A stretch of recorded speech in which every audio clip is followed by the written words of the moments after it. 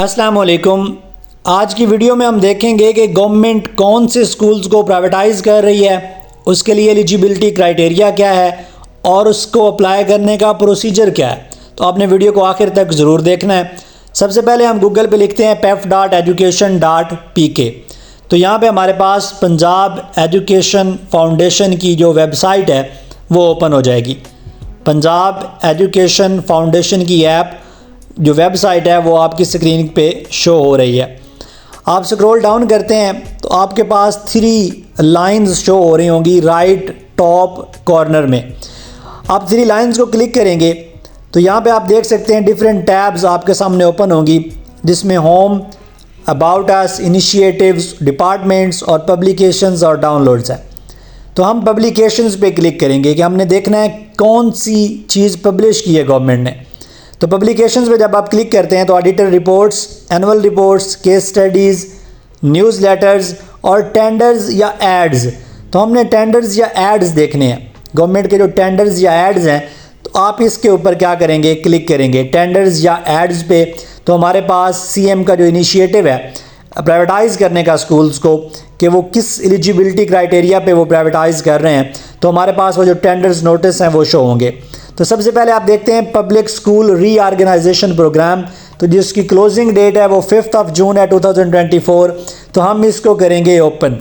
Public school reorganisation programme, जिसमें induction of schools through the initiative of the government of Punjab for quality education.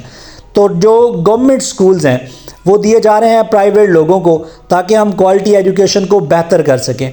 अब eligibility criteria क्या है, procedure क्या है, तो हम इसको डिस्कस करते हैं। वज़ीर आला पंजाब मरियम नवाज शरीफ की ज़ेर निगरानी पब्लिक स्कूल्स रीऑर्गेनाइजेशन प्रोग्राम हुकूमत पंजाब का म्यारी तालीम के साथ सरकारी स्कूलों की बहाली का इनकलाबी मनसूबा। कौन लोग स्कूल लेने के अहल हैं? पढ़े लिखे नौजवान, लड़के लड़कियाँ, निजी तालीमी इदारे, तालीम से दिलचस्पी रखने वाले हजरात, एड टेक इदारे, गैर सरकारी तंजीमें और बैरून मुल्क मुकीम पाकिस्तानी। अब इसमें होगा क्या, स्कूल्स गवर्नमेंट के होंगे, फर्नीचर गवर्नमेंट का होगा, बाउंड्री गवर्नमेंट की होगी और बच्चों की फ़ीस भी गवर्नमेंट पे करेगी। लेकिन उसमें आप सीईओ होंगे, आप प्रिंसिपल होंगे, स्टाफ आपने हायर करना है, उन्हें सैलरीज आपने देनी है और अपना प्रॉफिट भी उसमें रखना है। लास्ट जो डेट है वो 5 जून है। तो अप्लाई करने का जो लिंक है वो आपको लेफ़्ट साइड पर नज़र आ रहा होगा। तो ये है सारी स्ट्रेटजी। अब इसमें एलिजिबिलिटी क्राइटेरिया बहुत ज़्यादा आगे इसको डिटेल में मैंने बयान किया है, लेकिन जामे वीडियो बनाई है। उम्मीद करता हूँ तमाम लोगों की जो क्वेरीज़ हैं वो इसके अंदर हल हो जाएंगी। अब हमने देखना है कि कौन से स्कूल्स आपकी तहसील में, आपके डिस्ट्रिक्ट में या आपके विलेज में प्राइवेटाइज़ हुए हैं। उसके लिए हम गूगल पे अगेन जाएंगे और यहाँ पे लिखेंगे www.pef.education.pk publications/PSRPS schools list। जब आप इसको लिखेंगे और ओपन करेंगे तो आपके सामने कुछ इस तरह की जो टैब है वो ओपन होगी और हम इसको क्या करेंगे, स्क्रॉल डाउन करेंगे। जब स्क्रॉल डाउन करेंगे तो डिस्ट्रिक्ट वाइज जो लिस्ट है वो आपके सामने आपकी स्क्रीन पर शो हो चुकी हैं। डिफरेंट डिस्ट्रिक्ट्स जो हैं वो आप अपनी स्क्रीन पर देख सकते हैं। आप जौन से डिस्ट्रिक्ट से बिलोंग करते हैं उस डिस्ट्रिक्ट के नाम पे आपने क्लिक करना है। जब आप क्लिक करेंगे तो उस डिस्ट्रिक्ट के तमाम तहसील्स के जो स्कूल हैं वो इसके सामने शो हो जाएंगे। अब मिसाल लेते हैं, हम इसमें से किसी भी डिस्ट्रिक्ट के ऊपर क्लिक करते हैं। फॉर एग्ज़ाम्पल हम क्लिक कर लेते हैं सरगोदा डिस्ट्रिक्ट पे, ठीक है। जब आप सरगोदा डिस्ट्रिक्ट पे क्लिक करेंगे तो सरगोदा डिस्ट्रिक्ट में जितनी तहसील्स हैं और उनके कौन कौन से स्कूल हैं और उनके EMI नंबर क्या हैं और उनका लेवल क्या है, तो ये आपको स्क्रीन पे नज़र आ सकता है। बलवाल है, शाहपुर है, सिलावाली है, कोट मोमिन है या बेरा है। तो जो भी तहसील हैं उनके जो स्कूल होंगे प्राइवेटाइज, आप उनको अपनी स्क्रीन पे देख सकते हैं। अब ये प्रोग्राम की डिस्क्रिप्शन क्या है। पहली स्ट्रीम 1 है कि यंग एंटरप्रेन्योर्स जो हैं वो ले सकते हैं, इंडिविजुअल्स इंक्लूडिंग लोग ले सकते हैं, एजुकेशनल चेन वाले लोग ले सकते हैं और NGOs ले सकती हैं। उसके बाद फेजेस इसके क्या हैं। पहले फेज़ में 5863 स्कूल प्राइवेटाइज हो रहे हैं, जिसमें 567 स्कूल ऐसे हैं जिनमें 0 टीचर था, 2555 स्कूल ऐसे हैं जिनमें सिंगल टीचर था और 2741 स्कूल ऐसे हैं जिनमें स्टूडेंट 50 थे और 2 टीचर्स थे। इस फेज़ के मुकम्मल होने के बाद दूसरे फेज़ में 4453 स्कूल्स, जिसमें 51 से 100 तक स्टूडेंट्स होंगे और 2 टीचर्स होंगे, उनको प्राइवेटाइज़ किया जाएगा। और तीसरे फेज़ में 2903 स्कूल्स को प्राइवेटाइज़ किया जाएगा, जिसमें 100 स्टूडेंट्स होंगे और टीचर्स जो हैं उसमें 2 होंगे। तो यहाँ पे जो गवर्नमेंट के टीचर्स होंगे उन्हें रैशनलाइज कर दिया जाएगा ऐसे इंस्टीट्यूशंस में जहाँ पे टीचर्स की कमी होगी। अब हम बात करते हैं एलिजिबिलिटी क्राइटेरिया। तो यंग लोगों के लिए एलिजिबिलिटी क्राइटेरिया क्या है, उनका एक्सपीरियंस कितना होना चाहिए, उनकी एजुकेशन कितनी होनी चाहिए, और 3 लोग मिलके भी ले सकते हैं, ठीक है। 40 इयर्स तक उनकी एजुकेशन है। उसके बाद इंडिविजुअल्स के लिए तो ये जो डॉक्यूमेंट है इसकी डिस्क्रिप्शन में डाल दूंगा, इसको मैं वीडियो के जो है डिस्क्रिप्शन में डाल दूंगा, तो आप देख सकते हैं एजुकेशनल चेन्स, NGOs, इंडिविजुअल्स और इनके लिए क्या क्या रिक्वायरमेंट्स हैं वो आप इसको अपनी स्क्रीन पर रोक कर भी देख सकते हैं, और इंशाल्लाह आपको वीडियो की डिस्क्रिप्शन में भी इसका मिल जाएगा हिसाब। नेक्स्ट है एप्लीकेशन प्रोसेसिंग फ़ीस जो है ये बहुत इंपॉर्टेंट है।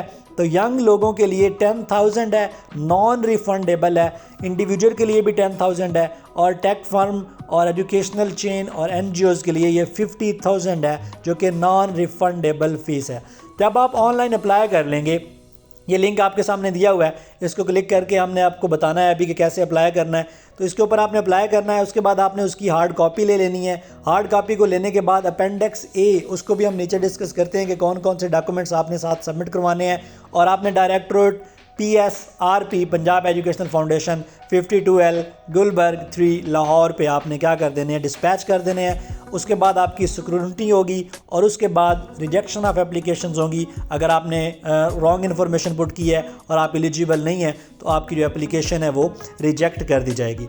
इसमें डिफरेंट क्राइटेरियाज़ हैं कि आपने ऑनलाइन सबमिशन नहीं की, आपने बाद में फ़ीस पे की है, फ़ीस वाला चलाना आपने साथ नहीं भेजा, तो आपकी एप्लीकेशन जो है वो रिजेक्ट हो सकती है।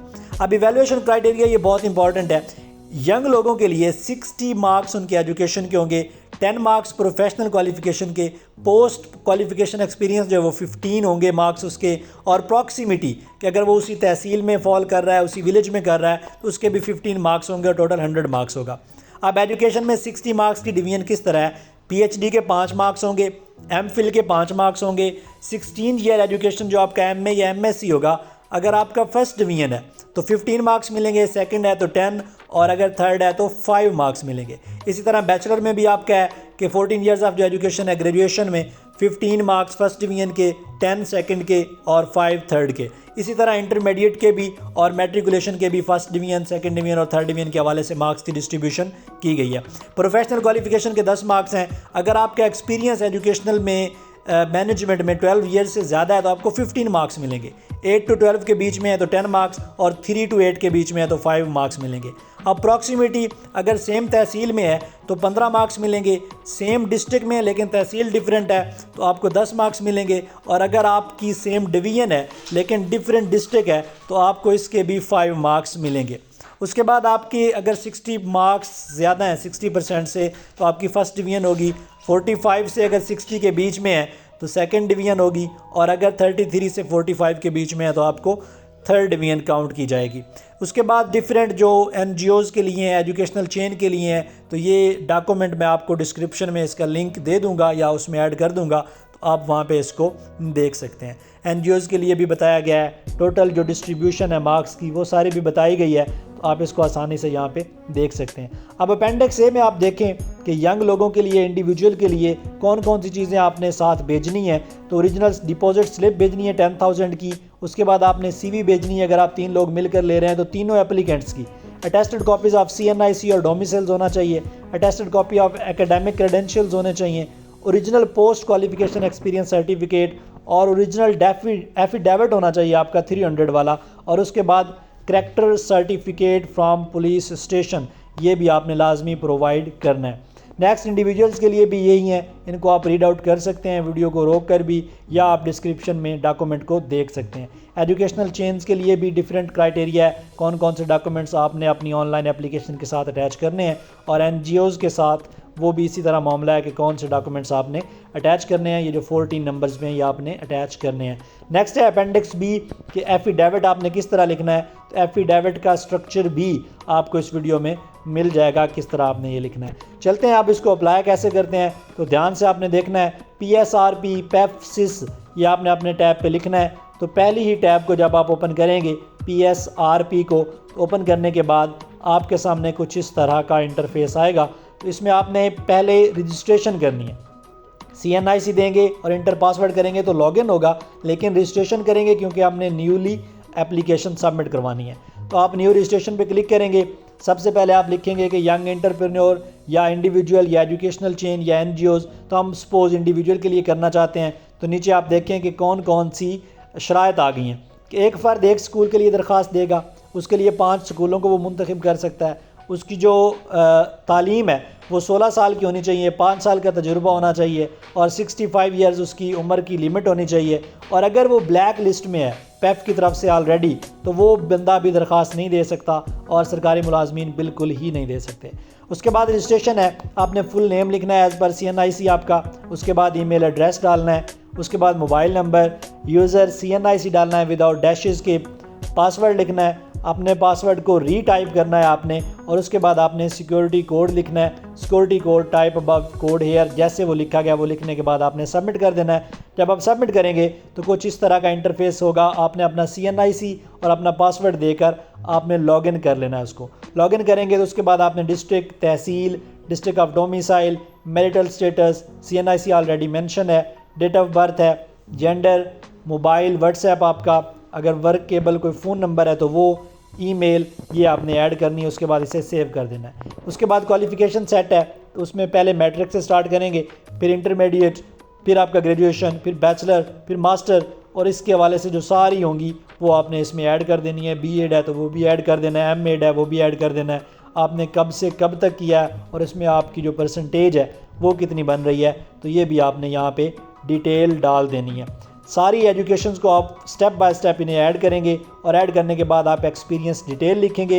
एक्सपीरियंस डिटेल लिखना लाजमी है और उसी बंदे को ही स्कूल मिलेंगे जिसका एक्सपीरियंस ज़्यादा होगा। अगर आप सेम मेरिट पे फॉल कर रहे हैं तो एक्सपीरियंस वाले बंदे को जो है वो प्रेफर करेंगे।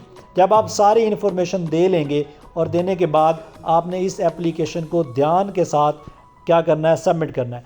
EMIS कोड जो है स्कूल्स के, वो आपकी जो लिस्ट मैंने पहले आपको बताई है कि किस तरह आपने उसको निकालना है, तो वो आप उसे निकाल कर आपने EMIS कोड जो है वो अपनी प्रेफरेंस के हिसाब से उन्हें डालना है। ठीक है, यहाँ पे आप डिस्ट्रिक्ट और तहसील सेलेक्ट करेंगे तो सर्च करेंगे तो आपके स्कूल्स आ जाएंगे और उसके बाद आपने सेट स्कूल प्रेफरेंस पे क्लिक करना है। तो जब प्रेफरेंस पे क्लिक करेंगे तो आपने फर्स्ट नंबर पे आप कौन सा रखना चाहते हैं, सेकंड पे कौन सा रखना चाहते हैं, तो थर्ड पे कौन सा रखना चाहते हैं या फिफ्थ पे, तो 5 स्कूलों की प्रेफरेंस देनी है। उसके बाद आपने जो इन्फॉर्मेशन डाली है वो आपने डिक्लेयर कर देनी है कि ये मेरी बेस्ट ऑफ नॉलेज से है और इस एप्लीकेशन को आपने सबमिट कर देना है। उम्मीद करता हूँ आपको ये वीडियो बहुत अच्छी लगी होगी और समझ भी आ गई होगी। तो अब भी इंतज़ार ना करें और इसको अप्लाई करें और अपनी जॉब को सिक्योर करें और हमारे चैनल को सब्सक्राइब करना मत भूलें। दुआओं में याद रखिएगा। अल्लाह हाफिज़।